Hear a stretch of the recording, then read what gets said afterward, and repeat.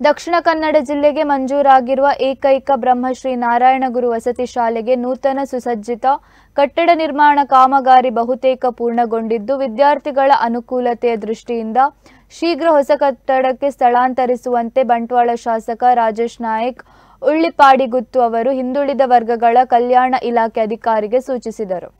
ಅವರು ಪುಂಚಲ್ಕಟ್ಟೆಯಲ್ಲಿ ₹18 ಕೋಟಿ ವೆಚ್ಚದಲ್ಲಿ ನಿರ್ಮಾಣಗೊಳ್ಳುತ್ತಿರುವ ಶ್ರೀ ಬ್ರಹ್ಮಶ್ರೀ ನಾರಾಯಣಗುರು ವಸತಿ ಶಾಲೆಯ ಕಟ್ಟಡವನ್ನು ಪರಿಶೀಲಿಸಿ ಮಾಧ್ಯಮದವರ ಜೊತೆ ಮಾತನಾಡಿದರು. ಹಾಲಿ ಬಾಡಿಗೆ ಕಟ್ಟಡದಲ್ಲಿ ವಿದ್ಯಾರ್ಥಿಗಳಿಗೆ ಕುಳಿತುಕೊಳ್ಳಲು ವಸತಿ ಕೊರತೆ ಇದ್ದು ಹೀಗಾಗಿ ಸ್ಥಳಾಂತರ ತುರ್ತು ಅಗತ್ಯವಾಗಿದೆ. ಹೀಗಾಗಿ ಶೀಘ್ರವಾಗಿ ಪೂಜೆ ನೆರವೇರಿಸಿ ವಿದ್ಯಾರ್ಥಿಗಳ ಸ್ಥಳಾಂತರಕ್ಕೆ ನಿರ್ದೇಶನ ನೀಡಿದರು.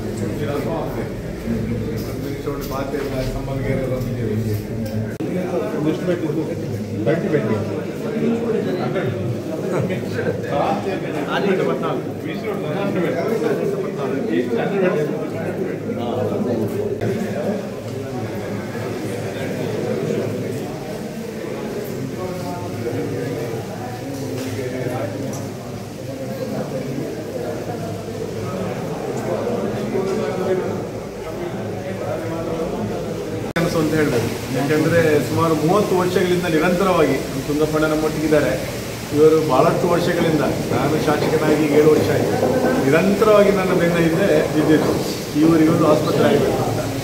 ಅದರಿಂದ ಯಾಕೆಂದರೆ ಇದು ಬೆಳ್ತಂಗಡಿ ತಾಲೂಕಿಗೂ ಒಂದು ಬಾರ್ಡ್ರ್ ಏರಿಯಾ, ಅದರಿಂದ ಈ ಭಾಗದಲ್ಲಿ ಹಾಸ್ಪಿಟಲ್ ಭಾಳಷ್ಟು ಅಗತ್ಯ ಇದೆ.